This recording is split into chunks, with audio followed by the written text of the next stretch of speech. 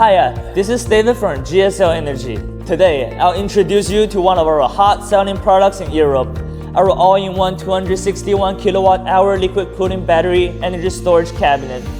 At the front, we have the HMI touchscreen and the operation indicator lights. Let's open it up and take a look inside. It's got such a neat and compact interior design and well-organized wiring.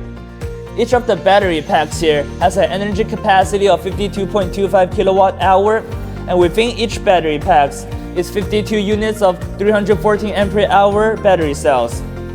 5 battery packs here adds up to 261 kWh and 832 V in total. This battery cabinet can be connected in parallel up to 16 units, making it well suited for your C&I energy needs. At the top, we have the heat detector and the smoke detector in case of extreme thermal runaway. Once heat and smoke is detected, it will trigger the aerosol fire suppression unit to put out any fire immediately. To add on, all battery packs here has a pressure relief valve right here. They're designed to be explosion-proof through automatically releasing the pressure within the battery, which enhances our battery safety even more.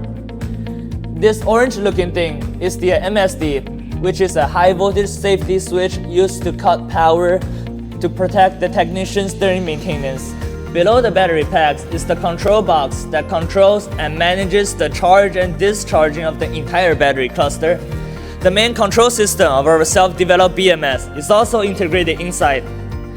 At the bottom, we have the 125 kW PCS that convert power for charge and discharge of acting as the heart of the system. Underneath the PCS, we have the liquid cooling unit. It is responsible for the thermal management of all the battery packs within the system. Its performance in sub-zero environments is exceptional. On the cabinet door here, this is the auxiliary power supply for power distribution of all the functional components within the cabinet.